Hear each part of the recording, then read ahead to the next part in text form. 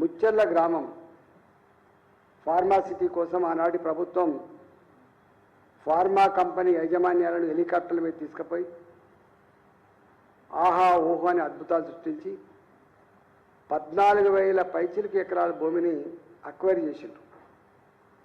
ఇంకొక 5,000 ఎకరాల పైచిలకు కూడా అక్వైర్ చేయాల్సి ఉన్నది. మొత్తం 19,500, దాదాపు 20,000 ఎకరాలు.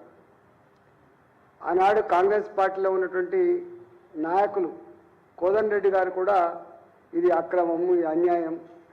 ఇక రేవంత్ రెడ్డి గారి మాటలకైతే హద్దునే లేదు. వస్తే తన్ని తరమండి, మేమత్తే మళ్ళా మీ భూములు మీకు ఇస్తాం అని అనేక రకాలు చెప్పిండ్రు. ఆ మాటలకు పోతలండి. ఆనాడు వీళ్ళ మేనిఫెస్టోలో రాసింది ఏంటంటే, ప్రజాభిప్రాయ సేకరణతో హైకోర్టు ఆదేశానుసారం ఫార్మాసిటీలను రద్దు చేస్తాం. ఇది కాంగ్రెస్ పార్టీ మేనిఫెస్టోలో రాసినటువంటి అంశం. అందరూ అనుకున్న రైతులు నమ్మి ఆనాడు ఆ ప్రభుత్వం ఆ 14,000 పైచిలకు ఎకరాలకు ఇచ్చినటువంటి కంపెన్సేషన్ ఎకరానికి 8 నుంచి 10 లక్షల రూపాయలు. అందులో అసైన్మెంట్ ఉన్న వాళ్ళకు తక్కువ, సొంత పట్టా భూముల ఉన్న వాళ్ళకు 10 లక్షల రూపాయలు, 18 లక్షల రూపాయలు ఇచ్చింది. కానీ ఇవాళ ఫార్మాసిటీ రద్దవుతున్నప్పటికి కూడా 1 ఎకరం విలువ 2 కోట్లు, 3 కోట్లు, 4 కోట్లు ఉన్నటువంటి భూముల్ని ఇవాళ ఫోర్త్ సిటీ పేరిట, హ్యాపెనింగ్ సిటీ పేరిట ఆ భూముల్ని అట్లే గుంజుకొని మరికొన్ని 30,000 ఎకరాలలో 30,000 ఎకరాలు అంటే ఇంకొక 10-15,000 ఎకరాలు జమ చేసుకొని రైతుల కళల్లో మట్టి కొట్టి తల్లిని బిడ్డను వేరు చేసినట్టుగా రైతాంగాన్ని భూమి నుంచి వేరు చేసి ఇవాళ రియల్ ఎస్టేట్ బ్రోకర్ లాగా, రియల్ ఎస్టేట్ మాఫియాకి ఇవాళ డోర్లు ఓపెన్ చేసినటువంటి ముఖ్యమంత్రిగా ప్రజలు మాట్లాడుకుంటున్నారు. దాంట్లో ఆ 30,000 ఎకరాలలో బ్రహ్మాండమైనటువంటి బిల్డింగ్లు కట్టినట్టుగా, గ్రీనరీ వచ్చినట్టుగా ఒక రంగుల ప్రపంచాన్ని చూపిస్తారు.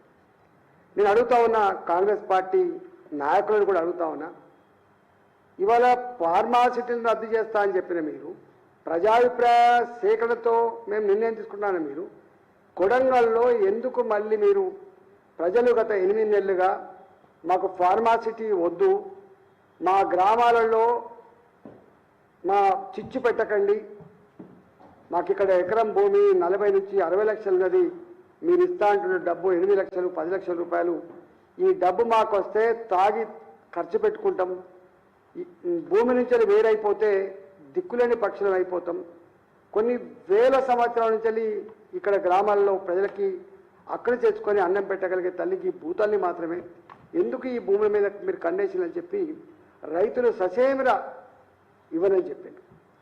వాళ్లకు వాళ్ళే పాదయాత్రలు చేసిండ్రు, వాళ్లకు వాళ్ళే ధర్నాలు చేసుకున్నారు. కనపడ్డ వాళ్ళందరికీ దరఖాస్తు ఇచ్చి కాళ్ళు మొక్కిళ్ళు దండం పెట్టిండ్రు. చివరికి ఇంత జరిగినా కూడా ప్రభుత్వం వెనుకకు తగ్గకుండా బెదిరించుడు, మీరు కనుక ఇవ్వకపోతే మీ అంతు చూస్తామని చెప్పి చేయడం ఇవన్నీ జరిగినాయి. జరిగిన తర్వాత మొన్న మళ్ళీ కలెక్టర్ గారు ప్రజాభిప్రాయ సేకరణ కోసం పోయారు. అంటే ఇంత జరిగిన తర్వాత కూడా పోకూడదు. వాస్తవంగా అక్కడి ప్రజానికం అంతా కూడా మేము 8 నెలలుగా మొరబెట్టుకున్న మమ్మల్ని పట్టించుకొని మీరు ఇవాళ మా పల్లెలకు ఎట్లా వస్తుందని చెప్పి వాళ్ళను ఎల్లగొట్టింది. ఎల్లగొడితే స్వయంగా కలెక్టర్ గారు చెప్పిండ్రు మా మీద దాడి జరగలేదని చెప్పి. వాళ్ళని ఆ ప్రజల మీద 100 మంది పోలీసులు రాత్రిపూట దాడి చేసి ముసుగులు కట్టుకొని వాళ్ళ ముఖాల మీద బట్టలు కప్పి వాళ్ళు హింసించినటువంటి తీరు ఇవాళ యావత్ తెలంగాణ సమాజం, గిరిజన సమాజం కావచ్చు, దళిత సమాజం కావచ్చు, పేద రైతాంగం కావచ్చు కన్నీళ్ళు పెడతా ఉంది. వాళ్ళు అనుకుంటున్నారు ఈ లగిచెర్ల చుట్టుపక్కల 4 ఊళ్ళకు సంబంధించిన సమస్య అనుకుంటున్నారు. కానీ ఇవాళ వాళ్ళకైంది గతి, రేపు మాకైతే భయం ఉన్నది వాళ్ళకి. ఇప్పటికే పోలేపల్లిలో భూములు కోల్పోయినటువంటి రైతులకి ఇవాళ ఈయన చెప్పినట్టు వాళ్ళు చెప్పినప్పుడు ఉద్యోగాలను కూడా మీకే ఇస్తామని, ఏ ఉద్యోగాలు లేవు. కప్పులు కడిగే ఉద్యోగాలు, టాయిలెట్ కడిగే ఉద్యోగాలు, లిఫ్ట్ బాయ్లుగా ఉండేవాళ్ళు, అంట్లు తోమేవాళ్ళు, అటెండర్ నౌకరు తప్ప ఏ నౌకరు కూడా లేదు వాళ్ళకి.